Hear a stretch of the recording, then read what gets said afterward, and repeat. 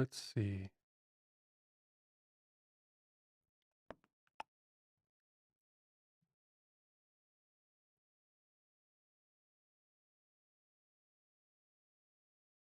Looks like everything is on. The goal was to start streaming again this week, so might as well start at 4 o'clock on a Friday, right? Whoa, that is way louder than it's supposed to be. Please respect my volume settings, music. Thank you. All right.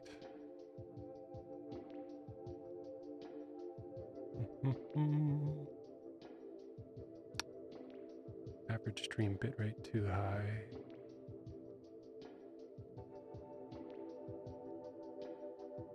I'm switching over to OBS from whatever the old one I used was, Slobs. So I may have some settings I still need to tweak.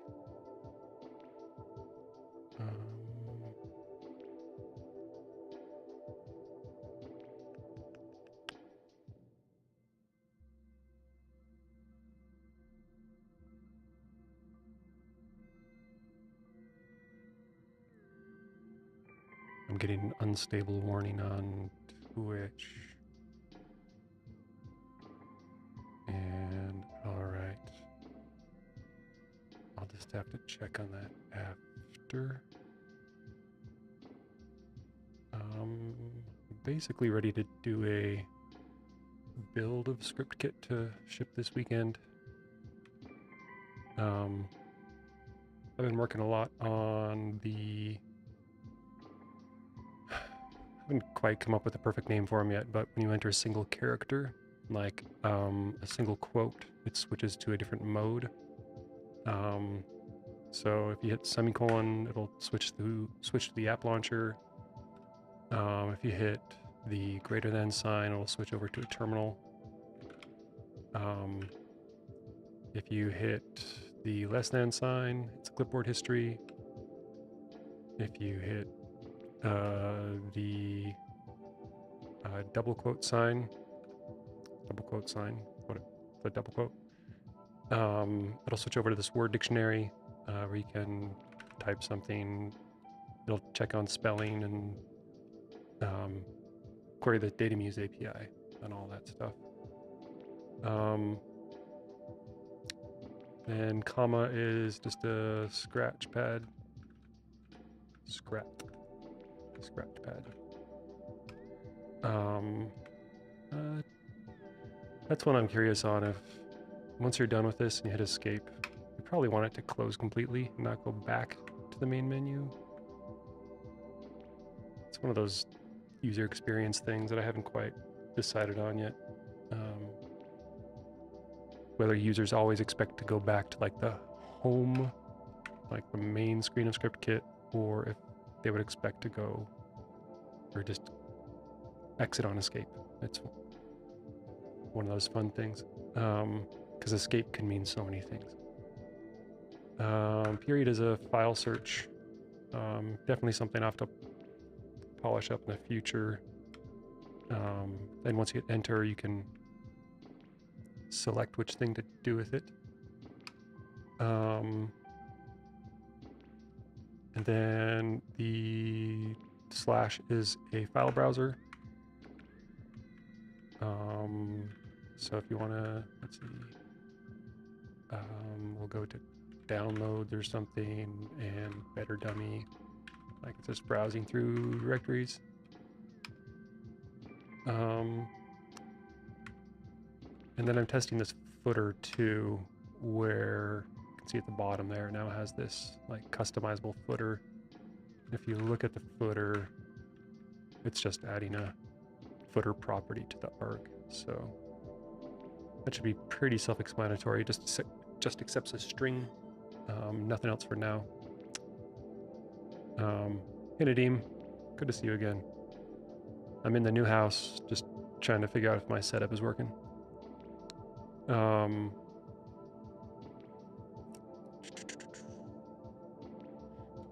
So that's the footer. Let's see.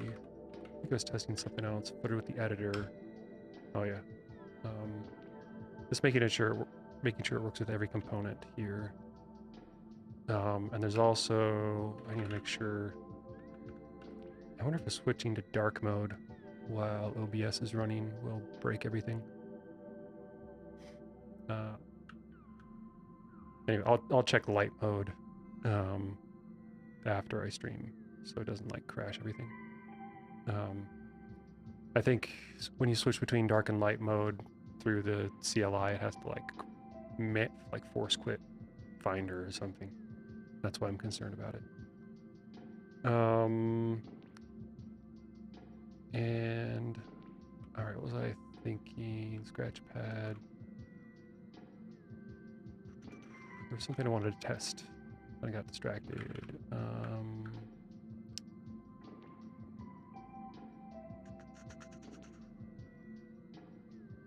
It was the browser seems to be working well.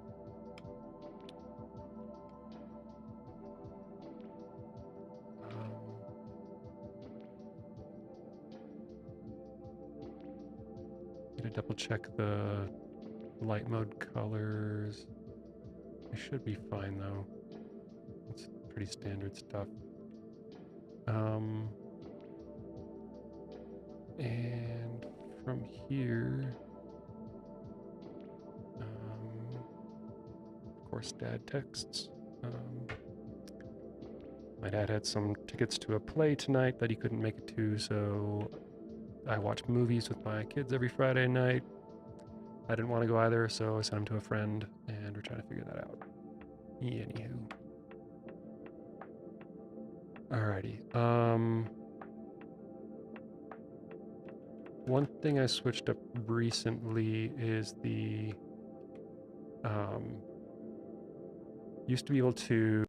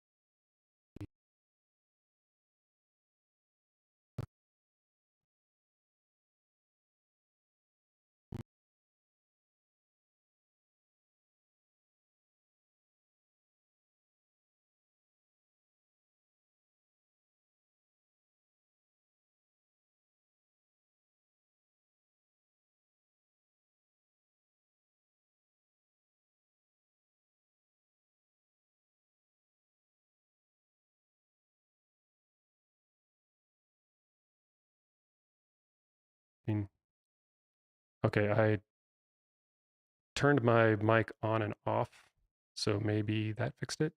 I don't know. Not sure what else to do. It's working now? Okay. I wonder if I do have a couple plugins running on my mic. And this one is like a noise, a room noise cancellation. Because like I do have a fan, works, sounds good, sweet. I like to keep a fan going. I like air moving in the room. Anyway.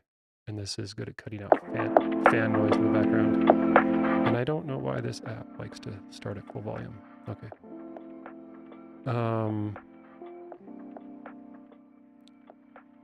Appreciate the help, Nadeem. You're awesome. Let's see here. All right. So, essentially, this all came together. I was chatting with Zach Jones from Egghead. He was setting up a new computer and he wanted to try to run ScriptKit and not install Alfred or any of the other like launcher type tools. So I was trying to take the mindset of how do I quickly get somebody to like the app launcher but still have it be script focused. And so when you launch ScriptKit, you can switch over to the app launcher by just hitting semicolon, which is the same key. So if command semicolon open ScriptKit, then you can smack semicolon again and it'll switch over to the app launcher. Because I figured that's like the quickest, or the one people use the most if they're just going like solo ScriptKit. And you can jump to apps from here and it'll launch them. And then that also got me going on the idea of, one thing I always loved about Alfred was their file, some of their file search stuff I thought was great. But the ability to browse files straight from here. So once you hit slash, and I was trying to think, you know, slash, the paths, slash is kind of like the same idea as a path, so the key should make sense. Well, Nadeem, are you getting the 360p, or is that just an Ian thing? I mean, that's what I needed to check next.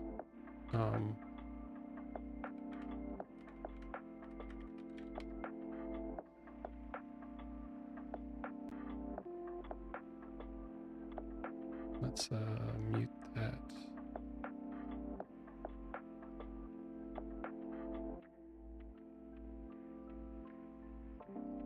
Auto. It looks like I can get 1080. Okay. Ian, if you're still around, I'm sorry, I'm not sure. I can switch to 1080 there.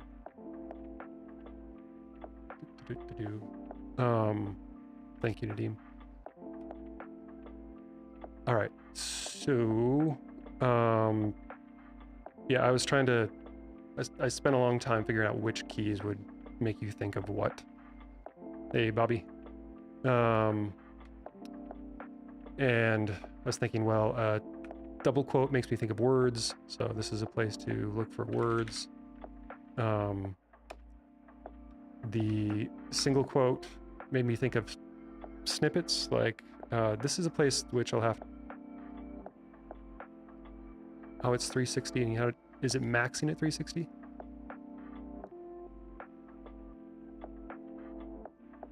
That's interesting.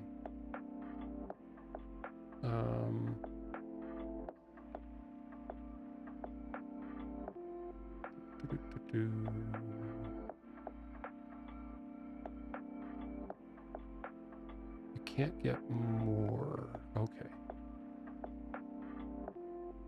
So it must be some sort of setting on my end.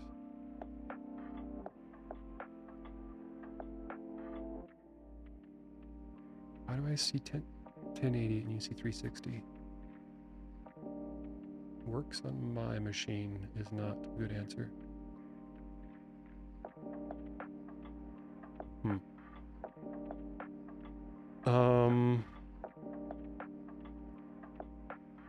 Let's see. Nadim, do you know enough about OBS to know, like, I just kept it at the defaults. I assume the defaults would be the way to go.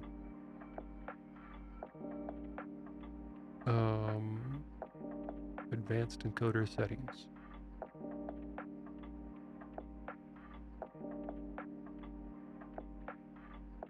I imagine any of these I'd have to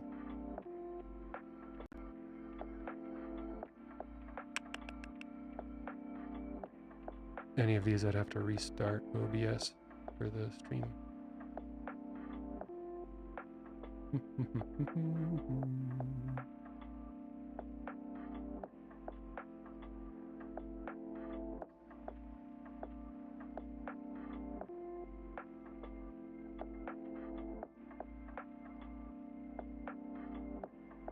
Okay, appreciate it, Dean. That's very helpful. Thank you. I guess I'll check on my phone as well. I don't know.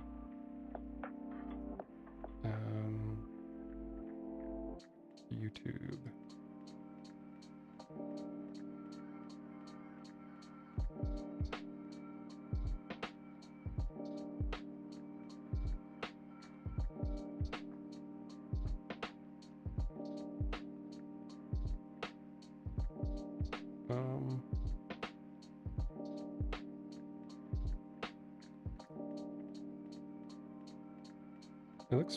It looks fine to me on my phone.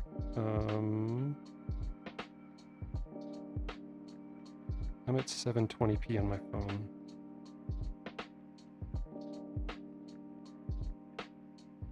No, wait. I don't know. Let's see. I don't know if I can show that.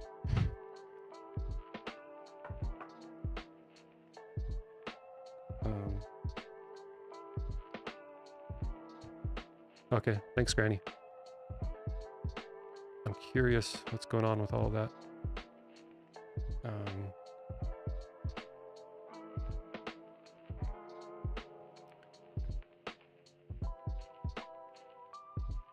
Yeah, the phone, I had to like dig through some menus on iPhone to get there. Okay, cool. Thanks, everyone. I appreciate the help. Today is mostly just a stream check sort of day, and then releasing a build this weekend. I really like to send out the builds like late Saturday night, trying like on a low traffic time because it triggers the auto updater, and it gives me a chance to. I tested on 3 machines at home, like a really old laptop with a few versions back, OS 10, whichever one that is, on my main machine, and then on a Mac Mini that the family uses. Gives me a chance to like test on all those with the actual pushed release build and check that the update channel is working and everything. Which is like the least fun part of building any sort of software is the updates. I don't wish the curse of building software on anybody. Much rather, like if I wasn't so deep into it, like if I would have known how hard it would have been to build ScriptKit as just software to ship, I don't know if I would have done it. But once I got deep enough into it, I couldn't stop. I think is what happened. Like I never thought I could actually make ScriptKit happen. But every step along the way, I kept on like knocking over these hurdles through. No, you don't knock over hurdles. Jumping over hurdles. I jumped over hurdles that I didn't think were possible, and then I kept on going and going, and anyway, here we are. Someday I'll actually market it and get people to use it. Until then, oh yeah, I need to check the one of the most stupid, challenging things is the terminal. I wonder if that's... So if you can see how the I typed 1L and it sent 4. Like sometimes it opens multiple connections to the if I had known how hard would it be, I never would have started. I'm sure that applies to a lot of things in life. Yeah, I wish I could say it had been fun this entire time, but even that, I remember some like awful moments that got me like, wow, I should just give up on this. But yeah, I'm glad I pushed through.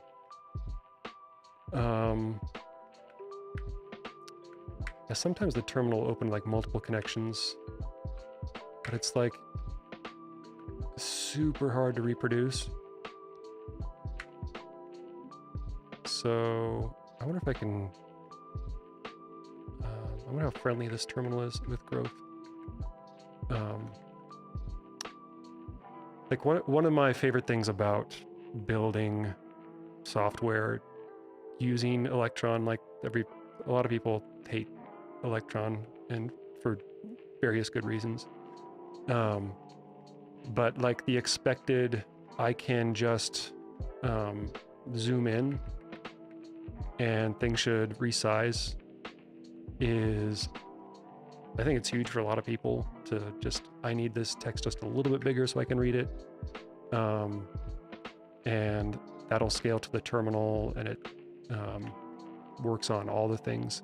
So like anything you build in ScriptKit can just be a little bit bigger. You can resize and like just have ScriptKit be a massive app that, I don't know. That's just something I really appreciate, using web technologies to build this stuff. That's been really cool. One kind of pro tip, I guess, there is, that's just Command plus, Command minus. Command 0 will reset the scale factor. And if you've moved windows around, so ScriptKit will do its best to save position and size. So if I close it now and I open it up again here, it saves position and size based on the initial script. And there's like I wonder if I can bring that up. I'll try and use the launcher here. So that'd be in Ken's DB. It might be the kit DB.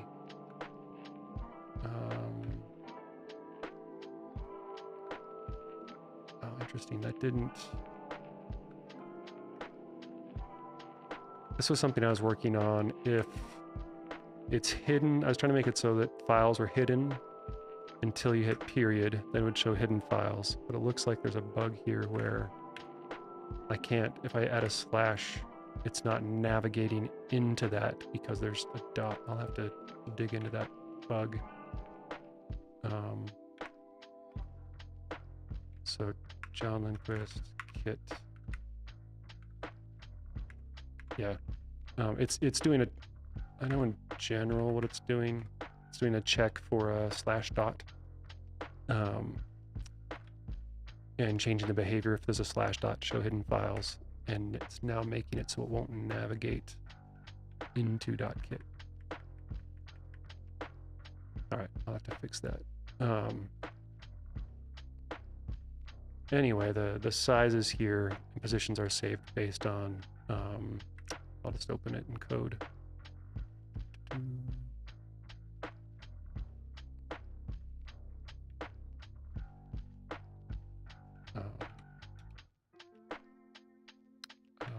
DB prompts. So it'll save it based on the screen, and then so these are the coordinates of where my prompt will launch. So if I like put this at 5 or something, you see it shifted over. But hitting Command 0 clears that out. But then since I closed it, it resaved it. So it caches it on close, essentially. So yeah, Command 0, Command plus, Command minus. I think it maintains, like it just naturally maintains the scale factor if you open and close it. So I didn't have to store that in any way. I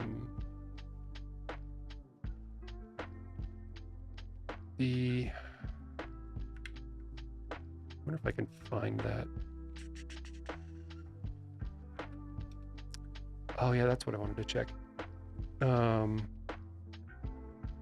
So the way each of these work, each of these single character handlers work, is that they all have a handler associated with them.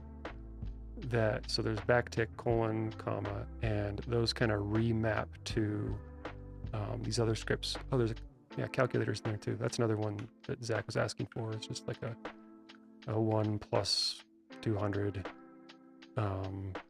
times pi. So if you just start typing numbers in the next build, it'll calculate it, and then if you hit enter, it'll paste it.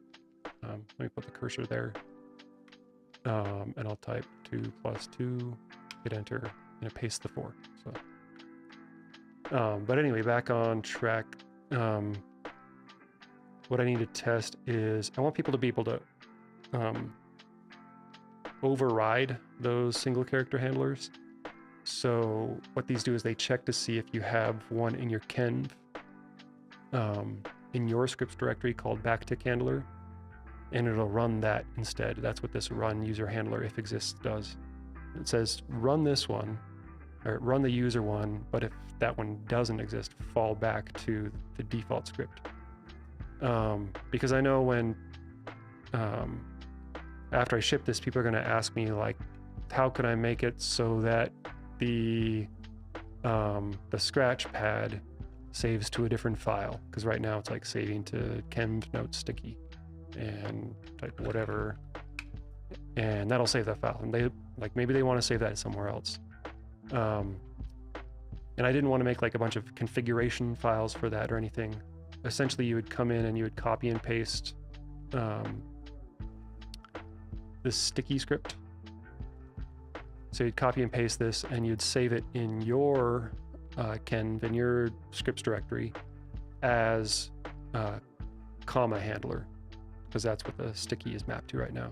Or if you saved it to backtick handler, it would do, it would fire this on backtick. Like, it's essentially allowing a script to act as a handler for that key, which I think will work pretty well. Let me try that just to make sure I'm not comma handler. So we'll create comma handler, and we'll just have it be an arg. I'm working. I honestly haven't tested this. So I'm going to type comma.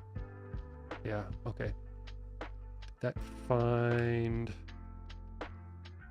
I told it that was the idea. It looks like it's not.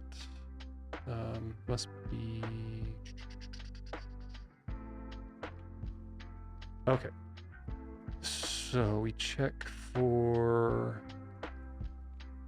the handler path TS, comma handler, should be, let me check this in VS Code.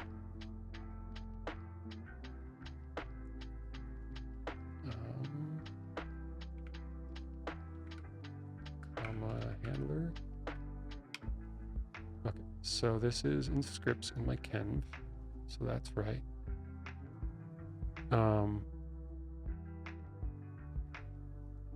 Oh, thanks, Granny. Software and game development category. Yeah, I'll turn that on. Settings.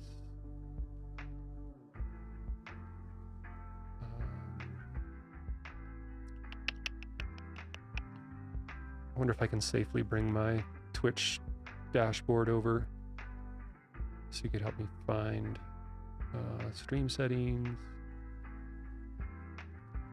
excluded categories.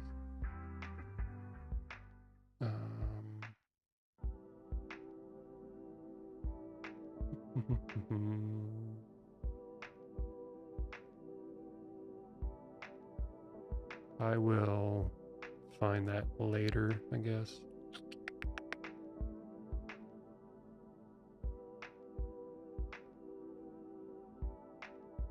Appreciate the note though, that'll be helpful.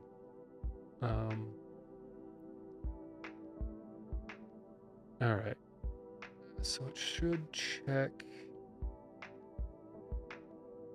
if these files exist.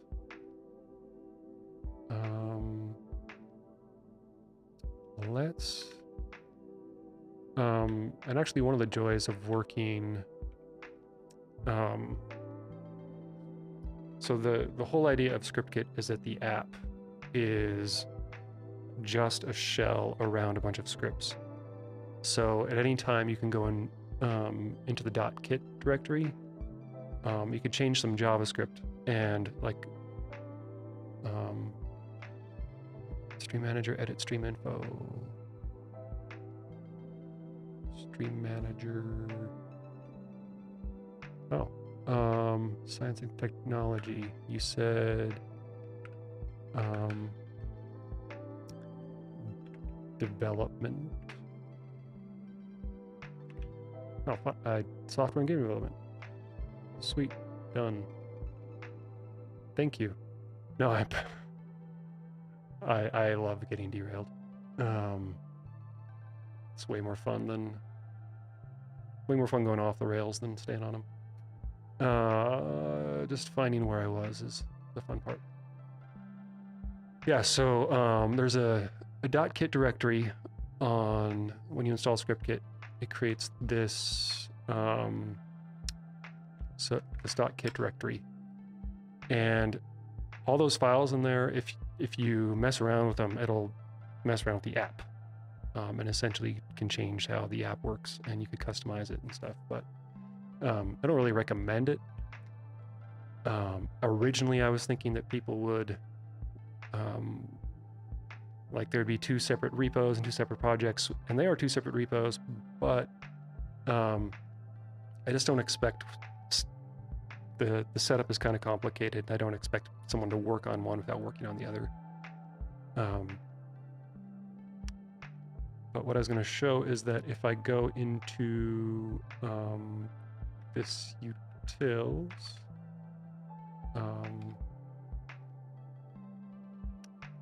so this is the CLI utils.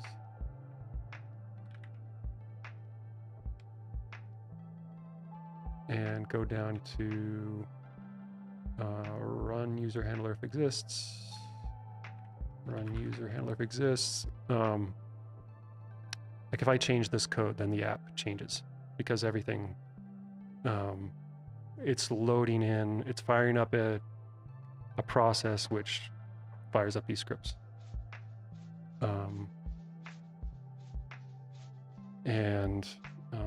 I'm going to log is handler.js and is handler.ts and see if these. Right, you could. It's actually one of the nice things about it is if there's a bug, I can tell someone, hey, go into this directory. Go into clear and remove the clear cache call or something like that and see if that fixes the bug. And if it does, then they could just test that on the live app. So it's like exposing the internals allows somebody to kind of debug and help me figure it out so I don't have to just do it by myself or try and guess what's broken on their machine. And that's actually helped them multiple times. All right. One thing you'll see me do here when I do this, one of the things I had to do to get ScriptKit launch instantly when you hit a keyboard shortcut is it starts. There's a process pool of 3 idle processes, I guess, so that when you slam on the shortcut, there's already a process running that it can connect to and display the scripts.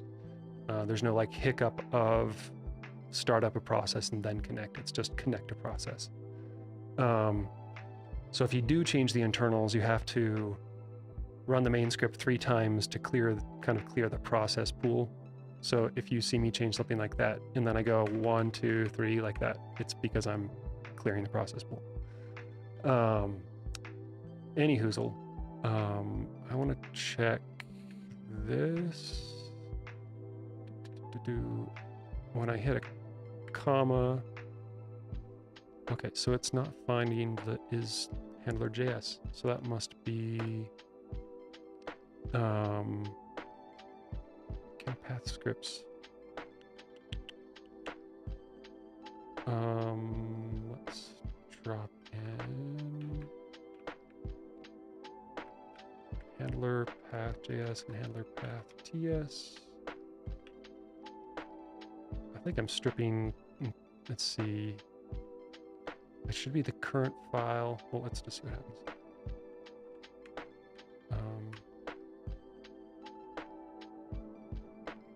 Oh.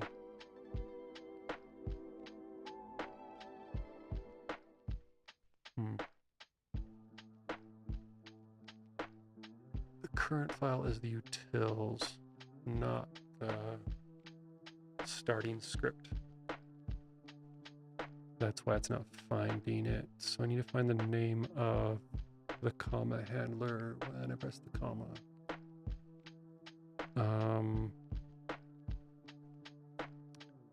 My thought was that with these, okay, so it's launching the comma handler, and I need to get the name of this file, which honestly it can do easy enough.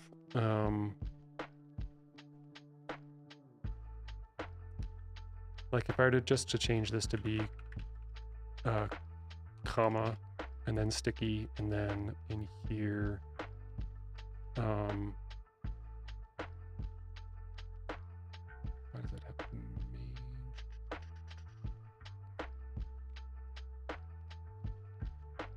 Yeah, be something like handler, and then instead of file name, or no wait, this would be file name. I could get rid of this entire thing. I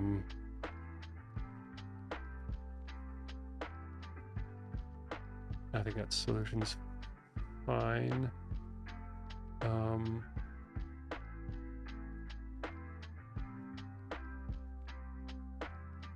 I remember if I have this, the name of the script passed as like an environment variable from the app. Let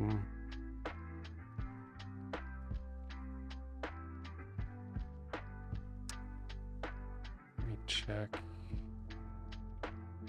There's some of this code I haven't looked at in a long time. Process.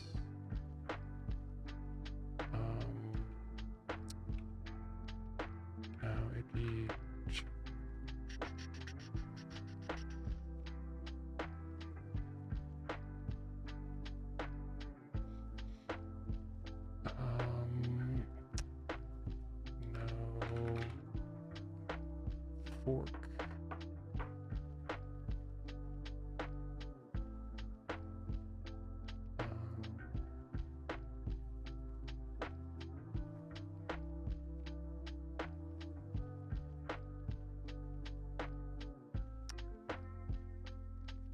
Yeah, that's not.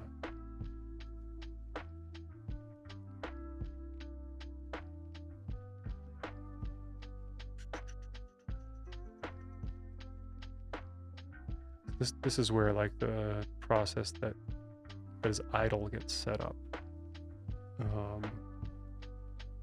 And then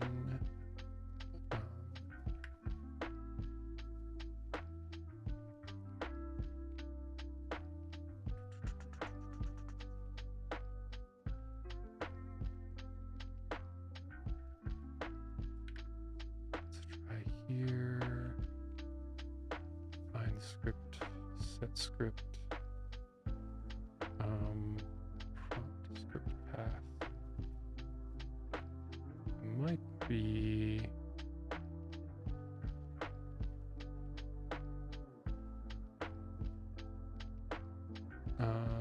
so that sets the script there, and then target app. No wait, sorry, run app.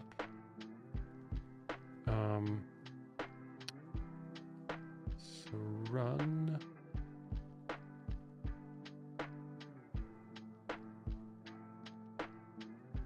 And I don't think run.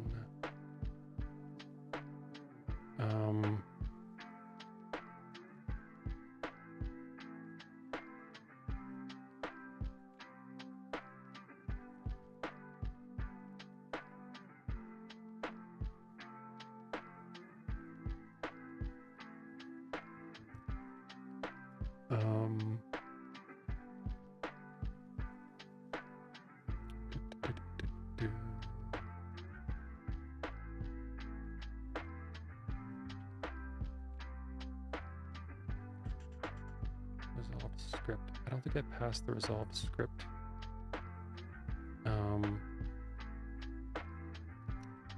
I don't like set that as a variable. Oh, there's git command. Oh, I do git command and git script. Let me try those.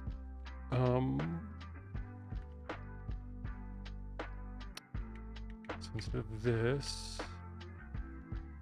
and instead of this,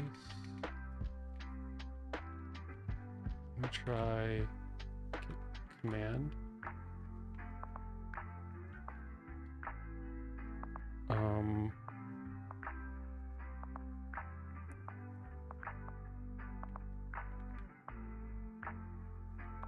And try the git command. Oops.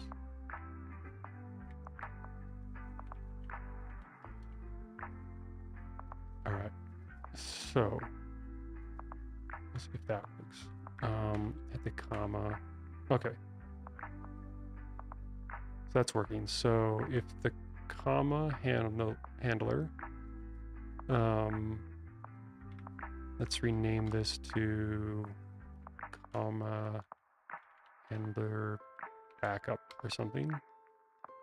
And now if I hit comma, it's the sticky. But if I create a comma handler, well, actually, let's remove this one. Yes. All right, so comma launches sticky. If I create a comma handler and I do whatever,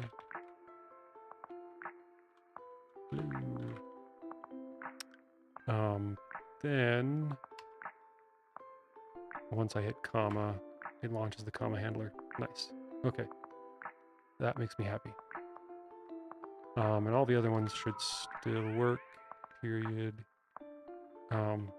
Backtick actually searches Google for stuff. So you could watch or search for ScriptKit. And then once you hit enter, it launches that in the browser. So that one's fun.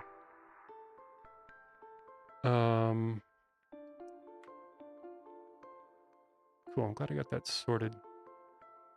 I've been meaning to test that for a while before shipping tonight. That was actually a much easier fix than I thought it would be. This is run user. Run user handler if exists. We don't need file name. We need this is git command. And that's, I guess we'll just delete. Yeah, delete that.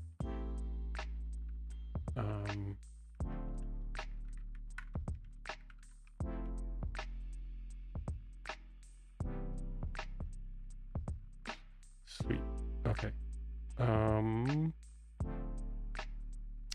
All right, now I need to, because I played around with that in the core, now I can switch over to like working in TypeScript, getting everything matched up with how I solved it. I can rebuild the core. Takes a second. It has to do some ESM and declarations and CommonJS and fix the CommonJS. I can probably remove or cache the install dependency step, but my laziness hasn't gotten that far yet. All right, now to check that this works. So that blew away that Kit core folder and rebuilt everything.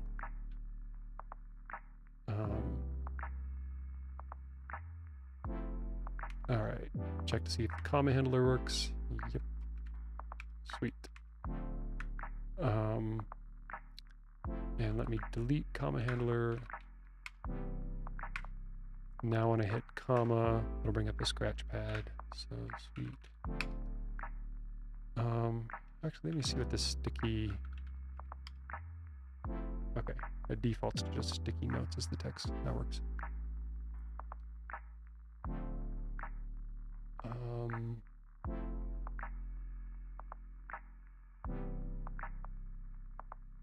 I think I'm just gonna put that here though. Just in your Ken bin a file called sticky.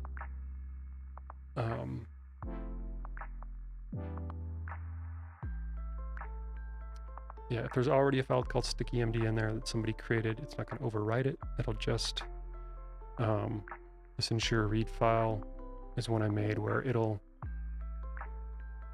if the path doesn't exist, it will create that file with these contents and then return the contents once it's done. And then,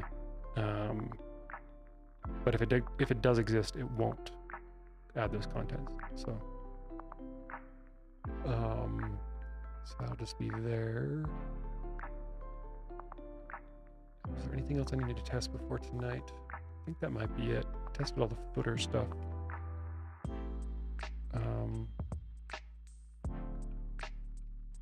This is one where I was getting the padding to a good spot between the footer and the bottom where you're entering terminal commands.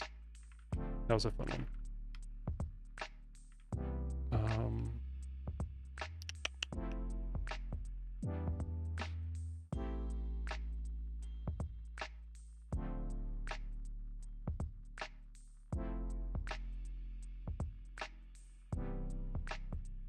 All right. So I think that's all I'm going to stream for today. I'm going to go check on the, I wanted to do this to make sure the settings were working and stuff, and it looks like everything's all right. I need to fix some of the, figure out why I'm getting the unstable warning on Twitch and see if there was some reason why my mic was cutting out at the beginning. Other than that, I think everything went fairly smoothly. I just need to go back and watch the video of this and see how it all went.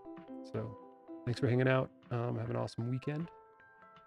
And I'll be, once I clean up my office and stuff, moved into the new house, we're kind of settled. So I can start streaming much more and do a lot more ScriptKit info sharing. Thanks, Granny. I honestly really appreciate the help. That was awesome. All right, I'm out. Peace.